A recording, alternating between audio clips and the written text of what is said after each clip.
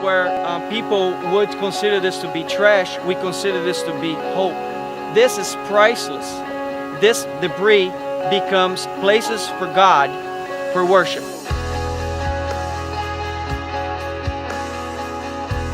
We're in Brazil and currently in Manaus. We were here on a mission trip. We've been here for about 10 days and we were here to just spread the word of God. We helped build a church. We're going to take the construction debris and turn the dust, the sand, into actual brick. Basically what we're doing here, we're making concrete from scratch. We are making it on the ground by hand. I'm a journeyman finisher, I've never done this. So it's a whole different experience, but we got lots of willing hands to get the job done. I'd never built a building before. It was like playing with real Legos, real heavy, big Legos. But they're dedicated and they get it done without no tools. I mean, it's Stone Age. But the church went up and it came together. A lot of hard work.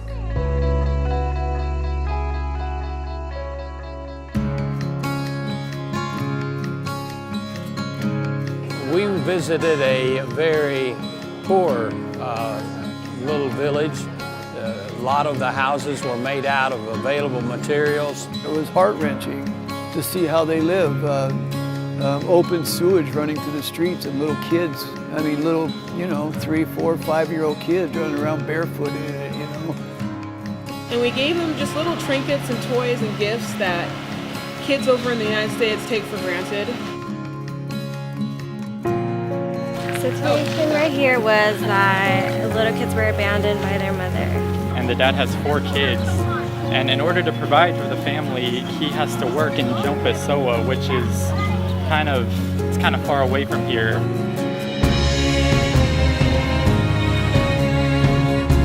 As they go into a community, they spend quite a bit of resources in taking care of people's needs in order to develop a relationship with them so that they will want to know who our God is.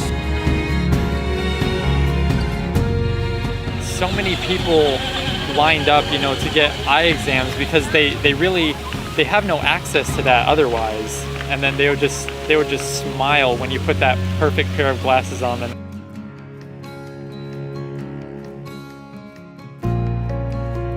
My favorite experience was my first night that I got to preach. I was going to do 5 sermons, so I had never preached in my life. I was incredibly nervous. It was the first time I've ever spoken in public or in front of anybody. I'd say I was a little nervous the first night, a little less the second night. And by the third night, I realized that I knew what I was talking about, and I really didn't need to be reading it off a piece of paper because it was stuff I already knew. I really prayed and I asked God to help me with it, and somehow, straight from heaven, I was not nervous. I really don't know how it happened, and it was a great experience. I mean, I was convicted in what I was saying, so I was confident that that they were hearing what I was saying. I finished my sermon. I was really nervous. I didn't know, how well I had done or anything. And afterwards, a lady came up to me and she told me that I had touched her heart. So that was a really good experience.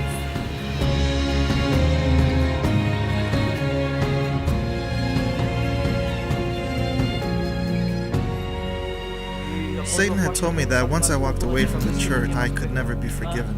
The drinking, the smoking, and constant fighting between us.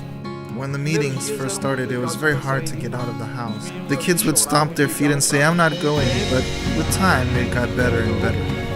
And this one would actually cry when it was raining and I said we couldn't go. When I was in the bottom of the pit, that's when I realized that Jesus is the one who can take you out of the pit. I'm extremely happy because my whole family decided to be baptized with me. I prayed many, many nights, and the biggest thing is that faith moves mountains, and this is proof of it.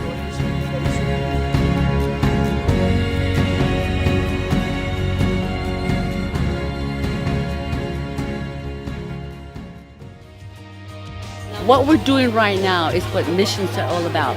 We are serving God by loving His people, spreading the gospel, giving His people gifts.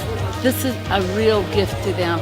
But more than anything, it's a gift to us, the opportunity to extend a hand to help them. Anybody else considering going on a mission trip, that they by all means should do it. It is truly more blessed to give than to receive. I've come to realize that He has a work for us, and we're the generation that's supposed to be telling people that He's coming and that He's coming soon.